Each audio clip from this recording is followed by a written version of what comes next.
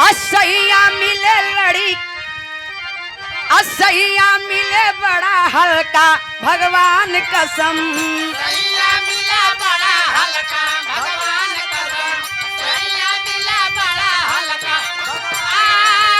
सैया मिला बड़ा हल्का भगवान कसम क्या बात है मिला बड़ा हल्का भगवान कसम सैया मिला बड़ा हल्का भगवान कसम सैया मिला बड़ा हल्का भगवान कसम लेकिन दुल्हन कहे कि सैया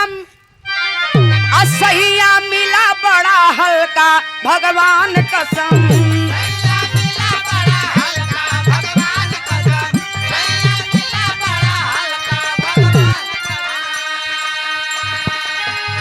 असैया मिला बड़ा हल्का भगवान कसम भगवान कसम भगवान कसम